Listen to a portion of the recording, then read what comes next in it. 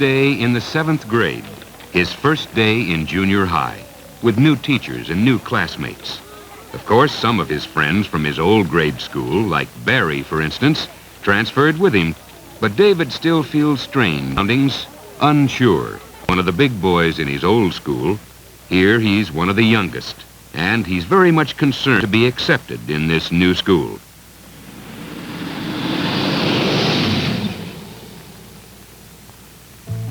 David's father spends a lot of time away from home because of his work. His brother, Eddie, is in the 4th grade in David's old school, and his mother has a job. It isn't often the family has a chance to spend much time together. That is one reason it's so important for David to find and to have friends. David befriends a boy in his class, Henry. Henry's full of fun, and he seems to be on top of any situation. Perhaps because he has the added security of having an older brother in the same school. Both Mitch and his girl, Karen, are in the 9th grade.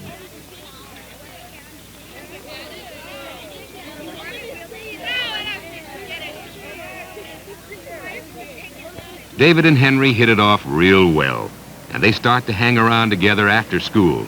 Henry soon accepts David into his own group of friends and introduces him to one of their special activities, blowing pot.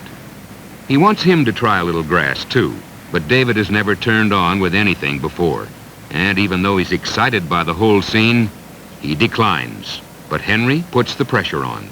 Maybe David's not man enough to be part of his crowd after all, he scoffs.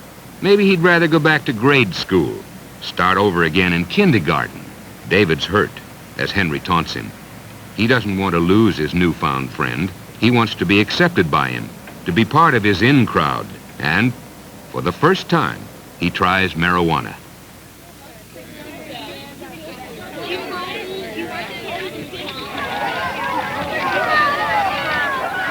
David hadn't liked his experiment with grass.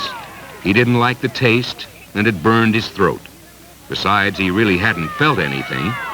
No high.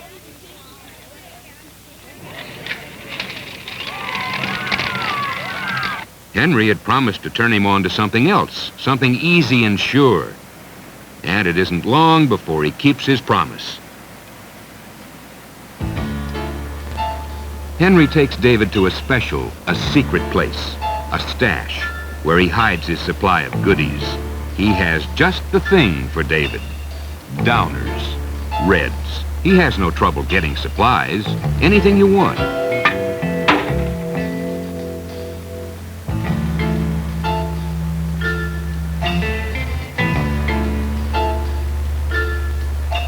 His brother Mitch is a dealer,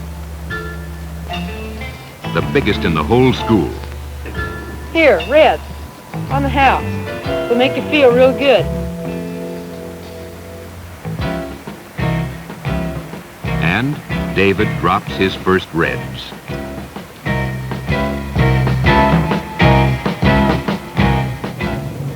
David liked the feeling he got from the Reds, but when he asked Henry for some more, he was told he had to see Mitch.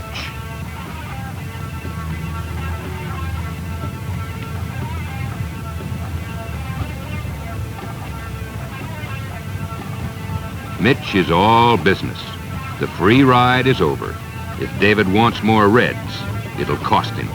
He'll have to come up with the bread. How? That's his business. Everyone else is doing it. If David wants to be one of the crowd, he'll have to fall in line. David doesn't want to be left out, to lose his newfound friends. And he does consider Henry and Mitch his friends.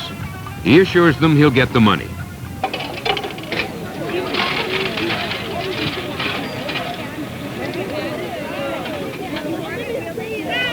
He saved his allowance, but it wasn't enough. He started to hoard the money his mother gave him for juice with his school lunch. And he went without.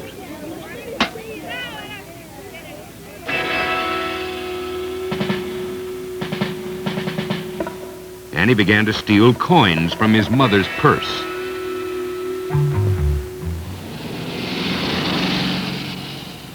Pooling all the money he could lay his hands on, His allowance, his lunch money, and what he could pilfer, David soon has saved several dollars. And when his mother treats him to a movie, he adds this money as well. By now, he has enough for a sizable score. David's eager to see Mitch, and Henry agrees to take him to a place where his brother often hangs out with his friends to smoke pot or drop some pills. Turn on.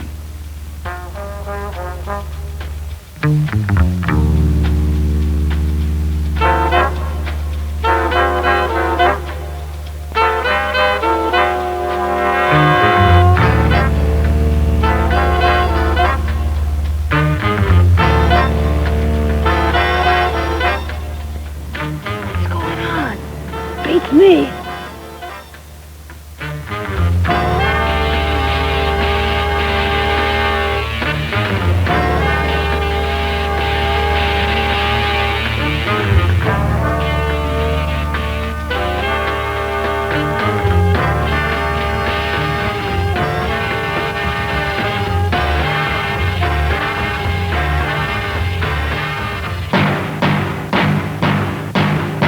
Karen. She must have OD'd. Is she dead? Yeah. Come on. What? She was Mitch's girl. Shouldn't we? Look, don't you think. Don't you dare think. The next day, school, going to classes, being with the other kids is a nightmare for David, pretending nothing had happened while carrying the burden of his terrible knowledge. He's disturbed, shaken. He's afraid, but he doesn't know what to do. He feels he must tell someone what he knows, and yet he doesn't want to rat on his new friends. Henry realizes that David is uptight about the whole thing. He tries to put him at ease. He even offers him a couple of Reds for free to make his problems go away, but David declines.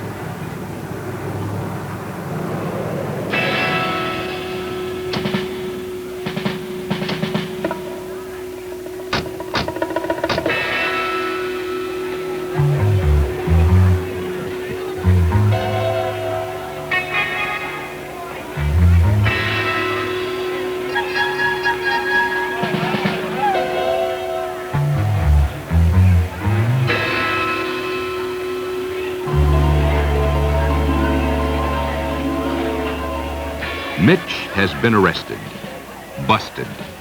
They're taking him away. Someone had talked. Someone told about Karen. She hadn't been able to get a big enough or quick enough high. She'd taken an overdose. Mitch had been supplying her. The thoughts are whirling around in David's head. Henry, Karen, Mitch. The realization of the grave consequences of getting mixed up with drugs and narcotics crowds in on him.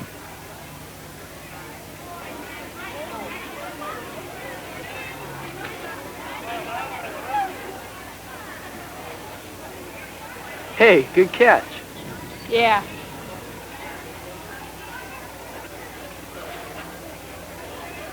That's one way of getting it around.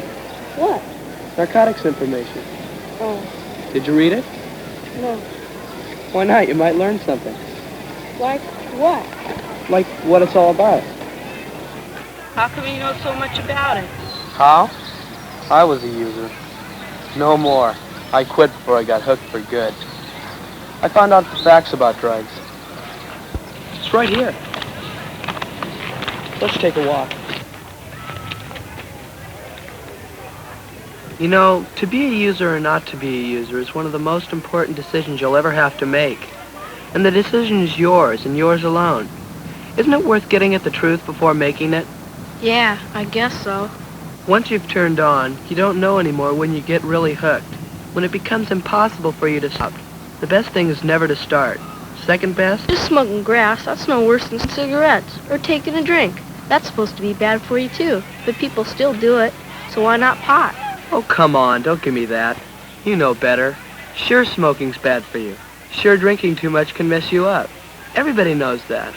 But is that any reason to start on one more stupid hang-up, like smoking grass or turning on? What's so bad about pot? Okay, let's go over it together. Marijuana, Pot is a weed that grows wild in many parts of the world. It's an Indian hemp plant called Cannabis sativa. All of it, the leaf, the stem, and the seeds, can be used for smoking. The effects on a smoker depends on the quality and the amount of pot smoked. Everyone reacts in a different way to it, and there's no telling how it will affect you. You lose touch with the real world. Your senses become distorted and you can't function normally. And your judgment of what you're doing becomes faulty, and that can be very dangerous. Pot may not be physically addictive, like the hard stuff, but you come to depend on it. After a while, you've just got to have it. In that way, it is like smoking cigarettes. Have you ever seen a heavy smoker trying to quit? Well, it's like that. Only more so. Much more so. And as for your drinking bit, blowing pot can make you act just as rattle-brained as if you were drunk. If you blow pot regularly, after a while you get a real I don't care attitude about everything. Just think what would happen if everyone had that kind of an attitude. There are times when every one of us has to depend on someone else. I'm sure you've had to. Suppose they had the I don't care attitude of a pot smoker when you needed them. Some scientists who have studied the effects of pot smoking say it's very bad for you. Others say it's not. But one thing they do agree on, it isn't good for you. We'll have to wait for more tests before we'll know just how bad it is. If you blow pot, you take a chance of blowing your whole future. What's the sense in doing that? But isn't it good for something? Negative, man. Marijuana has no medical use. Like pills do, for instance. Yeah, what about pills? Doctors give them to people. There can't be any harm in them. Depends. Not when they're prescribed by a doctor to help cure some illness. There's a big, fat difference between taking drugs on prescription to get well and taking them for kicks to get high. A doctor has had years of training. When he gives you a pill, he knows why you need it, he knows what and how much to give you, and he knows what it'll do to you. What do you think a dealer knows about things like that? His lack of knowledge may cost you. Pills and caps fall into two main categories: amphetamines, uppers, and barbiturates, downers. Uppers are stimulants that directly affect your central nervous system, your brain and spinal cord. They come in many shapes and colors with slang names such as bennies, dexies, and hearts. Often they're bought on the street, rolled in tinfoil. One of the most dangerous, methadone, also called meth or speed, comes in both tablet and powder form. It's very, very true that speed kills. It has, many times.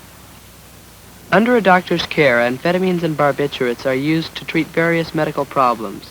But taken for kicks, it's another story. Unchecked abuse may lead to dependency, even addiction. The user becomes confused, aggressive, irrational, and reckless. In bad cases, it may even lead to a serious mental disorder. Barbiturates, downers, are depressants, the opposite of uppers, and even more dangerous. One of the most dangerous is Seconal, Reds. There are many downers on the market with slang names such as Reds, Yellows, Pink Ladies, Blue Heavens, and Rainbows. Downers are addictive.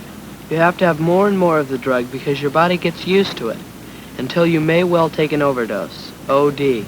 More people died from downer ODs in the United States one year than were killed by guns.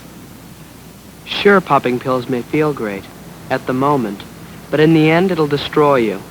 A dealer will try to get you hooked on something that'll make you come back to him, like Reds. He'll tell you that you'll get a bigger high from stronger stuff. LSD, even heroin. It becomes easier to go on to the next step all the time. LSD is a very powerful and very destructive hallucinogen. It comes in tablet or powder form, or as a liquid, and it is most often taken by mouth, perhaps over a sugar cube. The effect on the mind is frightening, completely unpredictable. The trip can be the hoped-for heaven, or it can be a hell of horrors from which you may never return. A lot of young people have become permanently deranged through a single terrifying trip, or have destroyed themselves while freaking out. Neither LSD nor heroin has any real medical uses. Heroin addiction is the end of the road for the user. The way back is almost impossible. Withdrawal from the narcotic is extremely dangerous and painful. A heroin high may put you 6 feet under. And think about this. Nearly every heroin addict began by blowing pot. And every last one of them never thought that he'd go on to the hard stuff. That's something that happens to the other guy. And here's something else to consider. From pot to heroin, it's against the law to possess it, to sell it, to give it away, even to be in a place where illegal drugs or narcotics are being used. You can be arrested, get yourself a police record that may hurt you all your life, and it's just plain stupid to blame the police officer, like some heads do. He's only doing the job that we, the people, have hired him to do, upholding the laws that protect us all. It makes a lot more sense to help him. How? Well, you may feel that you don't want to tell on your friends, but maybe that kind of loyalty is misplaced. The fact is, the dealer who wants to turn you on is not your friend. He will abandon you at once if there's trouble. Drug friendships are not real friendships. Who's really your friend? The one who wants to get you on self-destructive drugs? Who's eager to mess up your life? Or the one who wants to steer you clear of them? To point out the very real dangers to you, honestly. Using narcotics or abusing drugs is nothing but a cop-out from life, an escape from having to face up to everyday problems. Everyone has hang-ups and problems. Growing up means learning to cope with them. They don't go away by themselves, and drugs only make them worse. By using them, we only deny ourselves the ability to become mature and responsible, and have a chance of real happiness. Drug addicts on the average live 20 to 25 years less than they would if they didn't pollute their bodies and minds with narcotics. We all know how the earth is being polluted. You don't believe in pollution, do you? Polluting the water and the soil and the air? Of course not. You want it stopped? Sure. What are you doing about it? You kidding? What can I do? Well, for one thing, one very important thing, you can decide not to pollute your own body. The pollution that's being blown into the atmosphere every day, fouling the air we breathe, is no different from the pollution you draw into your lungs when you smoke pot. The sewage being dropped into the water, polluting and poisoning it, is really no different than the drugs you put into your body when you drop pills or acid. If you had an aquarium with beautiful fish in it, you wouldn't pour poison into it, would you? Then why put poison into your own body? You never really know what's in the drugs or narcotics you get. Most dealers don't know themselves. To make a buck, a lot of the stuff has all kinds of junk mixed into it. To make it stretch further, you can be sure of only one thing: it will pollute your body and your mind. If you're smart, you'll say no to drugs. You'll say no to this chemical cop-out. Yeah, but who wants to be called chicken? Chicken? Who's really chicken? The guy who must go along with the crowd at any cost? Or the guy who has the guts to take a stand for what he knows is right, even if it's not the popular thing to do? It takes courage to say no, to tell the guy who wants to turn you on, to mess you up, that you don't need a chemical crutch. Saying yes only leads to suffering and unhappiness for you and for everyone who loves you. Don't gamble with your life. It's the only one you've got. Take it from me. I had to learn it all, the hard way. Don't put yourself in a chemical cage. It's up to you. The decision is yours, and yours alone. Think about it, man. Think about it. David is impressed. He has been given a lot to think about. He's promised his mother to pick up his brother Eddie at the grade school, his old school. But when he gets there, he doesn't see him around.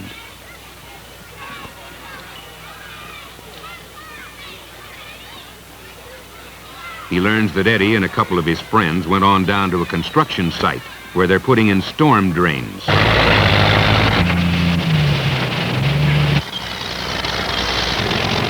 David goes down to get him.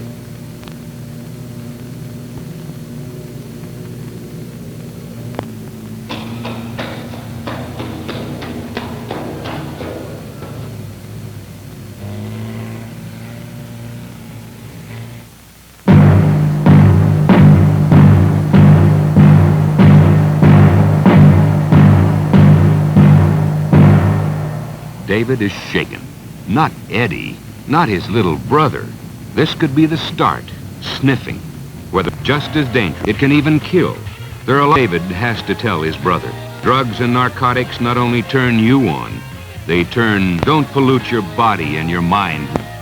It's your decision.